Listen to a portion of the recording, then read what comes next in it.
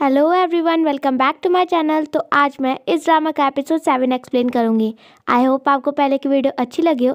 अगर ये भी लगती है तो लाइक, कमेंट और सब्सक्राइब कीजिए, जिससे आपको आगे की अपडेट मिलती रहे। और जो कोई इस चैनल में नया है वो पहले पीछे की वीडियो देख लीजिए, जिससे कहानी में जो कुछ हो रहा है वो आपको समझ में आ जाए। तो चलिए जल्दी से कहानी को स्टार्ट किया जाए। कहानी की शुरुआत उसी सीन से होती है और फिर हम हेसू को देखते हैं जिसने अपने कपड़े चेंज कर लिए होते हैं। फिर यहाँ कोर्ट लेडी उसे बताती है क्योंकि वो राजा की वाइफ बनने वाली थी, इसलिए वो यहाँ पर कोर्ट लेडी की तरह रहेगी। और यहाँ पर वो उससे कुछ सवाल पूछते हैं, क्या उसे टी सर्व करना आता है, क्या उसे डिफरेंट हर्ब पता है, और उसे मेकअप करना आता है, और उसे पढ़ना या लिखना आता है। और यहाँ पर वो मेकअप में तो हाँ कहती है, पर उसे पढ़ना लिखना तो आता ही नहीं है, जैसे हम जानते ही हैं। और बाहर जाते हुए उसे सू दिखता है और फिर वो यहाँ की बातें करने लग जाती है और बकर बकर अपनी स्टार्ट रखती है। तब वो कहती है, ओह मैंने तो तुम्हें थैंक यू बोला ही नहीं, तुमने मेरी बहुत मदद की थी। अच्छा हुआ ना मैं राजा की पत्नी नहीं बनी। और सू उसका हाथ पकड़ के उसे अपने पास खींच के डांटता है कि वो मर सकती थी, अगर कट थोड़ा सा भी डीप होता तो वो मर जाती। और यहाँ हेसू कहती है, पर मैं नहीं मरी।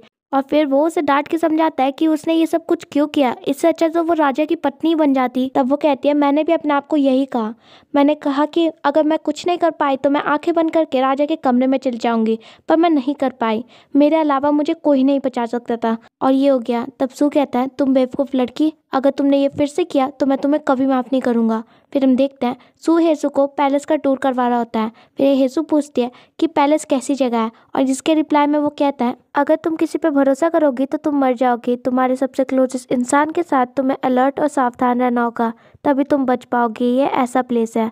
तब वो कहती है, मुझे लगता है कि तुम्हें सब कुछ भी नहीं पता।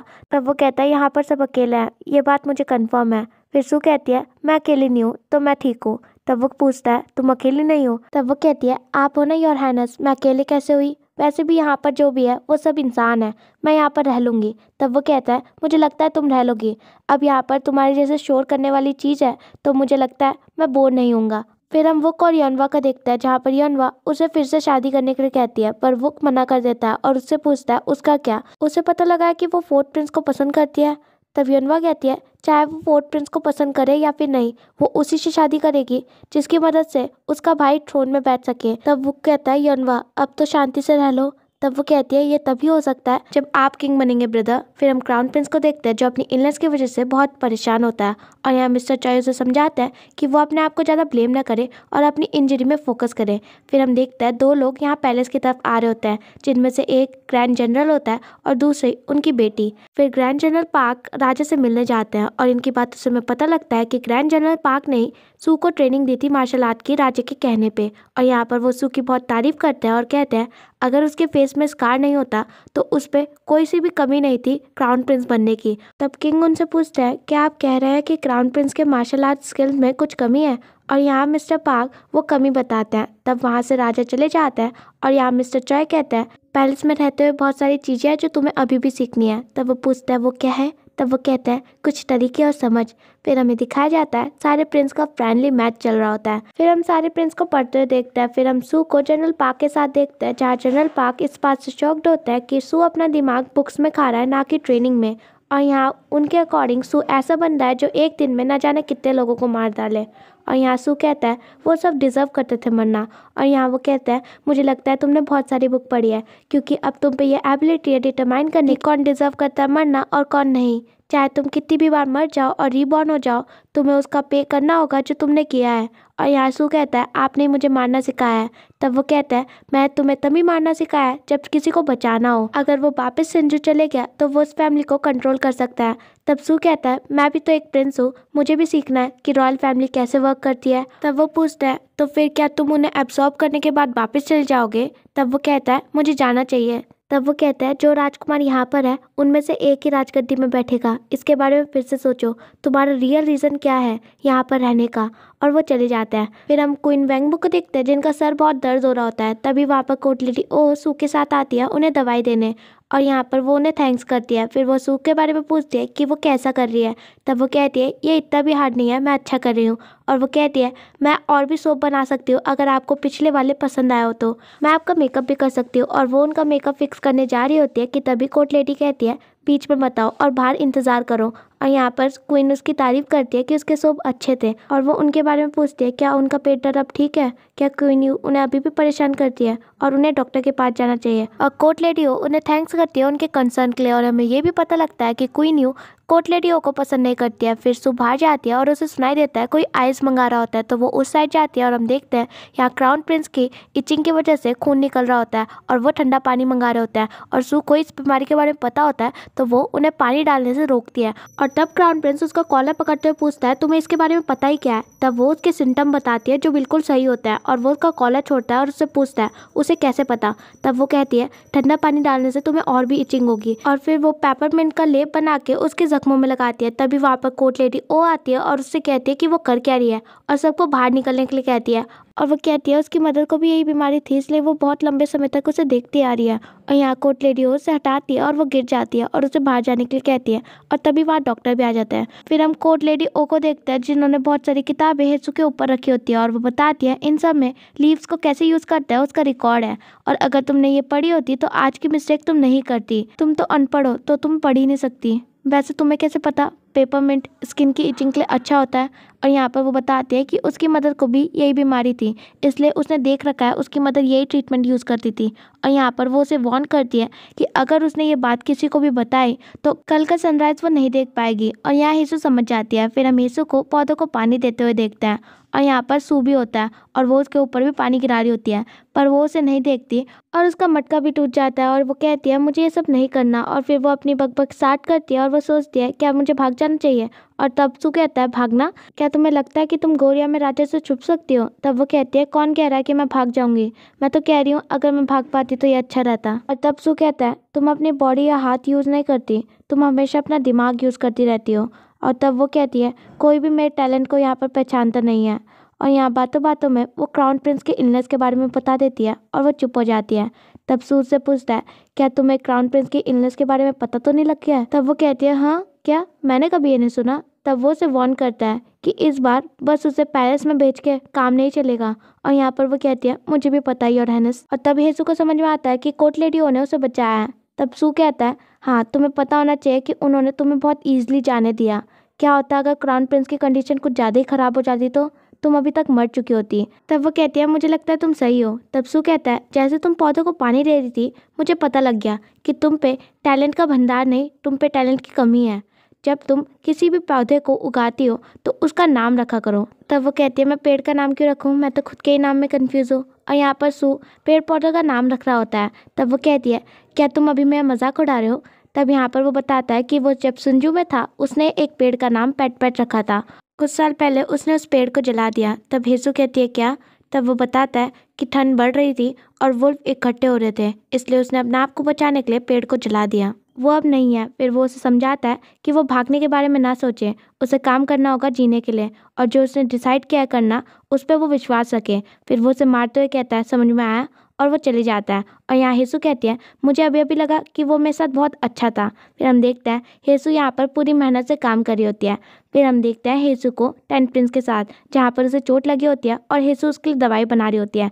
पर यहाँ टेंट प्रिंस तो शांत बैठेगा नहीं तो वो बोलता है जल्दी करो ना, वहीं पर बैठे रहो और इंतज़ार करो। और वो बताती है कि लोग कहते हैं कि स्नैपवीड को अगर पहली बर्फ गिरने तक छोड़ दिया जाए तो आपका पहला प्यार आपके पास आता है। और यहाँ पहला प्यार सुन के टेंट प्रिंस हेसू की तरफ देखता है। फिर हम हेसू को देखते हैं जो कुछ लिख रही होती है। तभी वहाँ पर वो आता है जो उसे देख के स्माइल करता है और बिना नोटिस हुए उसके पीछे आ जाता है। और जो हेसू लिख रही होती है उसे प्रोनाउंस करने की कोशिश कर रही होती है पर उसे नहीं होता। तो वो उसे प्रोनाउंस करता है, उसका मतलब बताता है, उसके फ़ायदे और नुकसान भी। और यहाँ पर वो बताती है कि ये उसका होमवर्क है क्योंकि उसे पढ़ना नहीं आता तो उसने गलत मेडिसिन यूज़ कर ली थी। और वो केस सुन के शॉक्ड होता है और उससे पूछता है कि उसने वो पोएम कैसे पढ़ी थी। तब वो बताती है कि लेडी हे ने वो पढ़ी थी। और यहाँ वो कहता है मुझे अभी भी लेडी हे को बहुत रीपे करना है। और यहाँ हेसू फिर से लिखने लग जाती है पर वो ढंग से लिख नहीं रही होती तो वो उसका हाथ पकड़ के उसकी हेल्प करता है। और यहाँ पर हेसू उसे ही देख रही होती है। फिर वो एक पेपर लेता है जिसमें वो एक लेटर लिखता है और हेसू पूछती है क्या है। तब वो बताता है कि ये उसका नाम है जिसका मतलब होता है सूरज का उगना सुबह। और यहाँ हेसू उस नाम को देख रही होती है। तभी वो उसकी चोट को देखता है। फिर वो एक ब्रेसलेट उसकी चोट में बांध देता है और उसे बताता है कि ये रेड कलर उसे मिसफॉर्चून से बचाएगा और ये जॉयफुल रिलेशनशिप का सिंबल भी होता है। फिर वो उससे प्रॉमिस मांगता है कि वो ये ब्रेसलेट कभी नहीं उतारेगी और वो उसे भरोसा दिलाता है कि वो पूरी कोशिश करेगा कि हेसू अपनी पुरानी पोजीशन में वापस चले जाए, पर तब तक उसे इंतज़ार करना होगा। तब हेसू कहती है, मुझे पता है तुम कैसा फील कर रहे हो, तुम्हें जल्दी करने की ज़रूरत नहीं है, मैं यहाँ पर ठीक हूँ। तब वो उसके फोरहेड में किस करता है, फिर ये दोनों हंसता है। फिर हम हेसू को देखते हैं जो वुक का नाम देख रही होती है। तभी वो खिड़की खोल के चांद की तरफ देखती है और यहाँ पर वो डिसाइड करती है कि अगर वो वुक के साथ है तो उसे लगता है वो गो हाजिन की जगह हेसू बन के ठीक रहेगी। फिर हम देखते हैं कुछ लोग कोरिया की तरफ आ रहे होते हैं शेल्टर लेने, क्योंकि उनका किंगडम अब खत्म हो चुका होता है और यहाँ बेका उनकी पिक्चर बना रहा होता है और कुछ बच्चों को खाना भी देता है। तभी एक लड़की उसके पास आती है और वो पिक्चर फाड़ देती है क्योंकि उसके अकॉर्डिंग वो उनकी बेइज्जती कर रहा है और उसे सुना के वहाँ से चली जाती है। फिर हम देखते हैं 2 लोग उस लड़की को योर हाइनेस कह रहे होता है, तो मुझे लगता है वो उस फॉलन किंगडम की राजकुमारी है और बेका उस लड़की को ढूंढ रहा होता है क्योंकि उसे मिसअंडरस्टैंडिंग हो गई है। फिर हम देखते हैं यहाँ पर पार्टी हो रही होती है क्योंकि हमारे प्यारे यून का बर्थडे होता है और यहाँ बातों बातों में प्रिंसेस योनवा उन्हें बता देती है कि राजा उसके लिए एक पावरफुल फैमिली ढूंढ रहे हैं शादी के लिए। और थर्ड प्रिंस को ये सुन के अच्छा नहीं लगता क्योंकि हमें पता है वो उसे पसंद करता है। और यहाँ सू और वुक हेसू को ढूंढ रहे होते हैं और इन तीनों ने हमारे प्यारे यून को पिला पिला के टल्ली कर लिया होता है। फिर थर्ड प्रिंस योनवा को अपने साथ बाहर ले जाता है और उसे सजेशन देता है कि वो राजा की बहन बनने से अच्छा राजा की वाइफ बन जाए। और यहाँ पर योनवा मना करती है क्योंकि क्वीन का अधिकार पहली वाइफ को मिलता है और वो उसकी पहली वाइफ नहीं हो सकती क्योंकि उसकी पहले से शादी हो चुकी है। और तब थर्ड प्रिंस उसे अपनी तरफ खींचता है और उससे कहता है तुम पे और भी कोई ऑप्शन नहीं है। और यहाँ वो उसे किस करने जा रहा होता है कि तभी वहाँ से सू गुजरता है और वो कहता है तुम इन चीज़ों से थक नहीं जाते, तुम कितने जिद्दी हो। तब वो कहता है मैं देख रहा हूँ तुम दूसरों की बातों में टांग अड़ाते हो जो तुम्हें नहीं करना चाहिए। और वो योनवा से कहता है कि हम बाद में बात करेंगे। तब योनवा सू को थैंक्स कहती है और कहती है कि वो वुक को कुछ ना बताए। तब वो कहता है कि वो यू को अपने दिमाग से निकाल दे, उसे यू से कुछ भी नहीं मिलने वाला, वो एक फुलिश कैलकुलेशन थी। तब वो कहती है अगर तुम मुझे वार्निंग दे रहे हो तो मुझे कोई अच्छा ऑप्शन दो, क्या तुम मेरे बारे में सोचने में इंटरेस्टेड हो। फिर हम हेसू को देखते हैं जो अपना काम जल्दी जल्दी निपटा रही होती है। तभी वहाँ पर कोर्ट लेडी ओ आती है। तब वो बताती है कि उसने सारा काम कर लिया है जो भी उन्होंने कहा था और यहाँ पर वो उसे भेज देती है बर्थडे पार्टी एंजॉय करने के लिए क्योंकि क्राउन प्रिंस ने उससे रिक्वेस्ट की थी। फिर सू वहाँ से चली जाती है। फिर हम देखते हैं यहाँ सू पूरी तैयारी कर चुकी होती है बर्थडे पार्टी की। फिर वो जाती है यून को लेने, जहाँ पर यून पूरी तरीके से टल्ली हो चुका होता है क्योंकि उसे हेसू डबल डबल दिखाई दे रही होती है। फिर वो उसे अपने साथ ले जाते हैं पार्टी वाले एरिया में। फिर हम देखते हैं यहाँ पर बेका और जुंग बातें कर रहे होते हैं कि तभी वहाँ पर भालू के कॉस्ट्यूम में जनरल पार्क की बेटी आ जाती है और वो दोनों डर जाते हैं। और तब बेका कहता है तुम सुंदियोक हो ना, पार्क सुंदियोक। और वो जुंग को बताता है कि ये ग्रैंड जनरल पार्क की बेटी सुंदियोक है और वो उन्हें फुल्ली इग्नोर करके वहाँ से चली जाती है। और यहाँ यून डेकोरेशन देख के बहुत खुश होता है और उसकी पिक्चर भी। और यहाँ हेसू उसे थैंक्स करती है यहाँ पर उसका पहला फ्रेंड बनने के लिए। और थैंक्स इसलिए भी करती है क्योंकि उस टाइम उसने उसे हंसाया था जब लेडी हे चली गई थी। फिर यहाँ हेसू उसके लिए हैप्पी बर्थडे सॉन्ग गाती है और इतने फनी वे में गाती है कि सू जो उसे दूर से देख रहा था वो भी हंसने लग जाता है और सारे प्रिंस भी बाहर आ जाते हैं। और यहाँ पर सभी प्रिंस उसके गाने की तारीफ करते हैं और वॉन कहता है तुम तो आर्टिस्ट से भी अच्छी थी। और यहाँ आर्टिस्ट का मतलब जो बार में काम करता है वेटर्स का, उनसे था। और सभी प्रिंस उसे घूर के देखने लग जाता है और वो कहता है मेरा मतलब वो अच्छी है। फिर सभी प्रिंस उसे रिक्वेस्ट करते हैं कि वो एक और गाना गाए और 10 प्रिंस मना करता है क्योंकि उन्होंने उसकी पार्टी डिस्टर्ब कर दी थी। और यहाँ पर हेसू गाती है, वो देखती है कि सभी प्रिंस बहुत खुश होता है और वो मन में कहती है तुम सब ऐसे भी रह सकते हो, किसे परवाह है कि तुम किंग नहीं बने, इस पल को कभी मत भूलना, ओके। और हम ये भी देखते हैं सू हेसू को लगातार देख रहा होता है। फिर वो अपने दिमाग में कंट्रोल आता है और वहाँ से जाता है। और यहाँ योनवा बहुत जेलस होती है। फिर हम देखते हैं जनरल पार्क की बेटी भी वहीं पर होती है जो 10 प्रिंस को देख रही होती है और आपको पता ही है देखने का मतलब क्या होता है। और यहाँ हेसू ने सू को जाते हुए देख लिया होता है।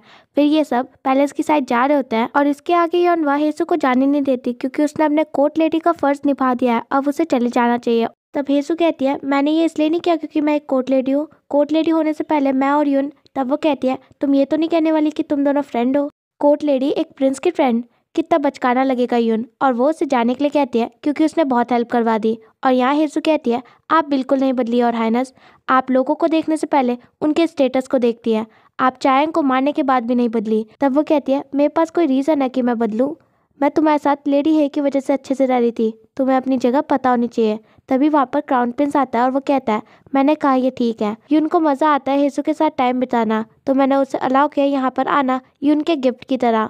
योनवा प्लीज़ समझो तब युनवा कहती है मुझे समझ में आ रहा है आप क्या कह रहे हैं, वो हमेशा से ही बहुत लकी है, और वो गुस्से से वहाँ से चली जाती है। फिर हेजू क्राउन प्रिंस को थैंक्स करती है और वो कहता है तुमने मुझे मेरी बुरी हालत में देखा, मैं तुम्हारी बस इतनी हेल्प कर सकता था। तब वो बताती है कि उसने वो बात किसी को भी नहीं बताई।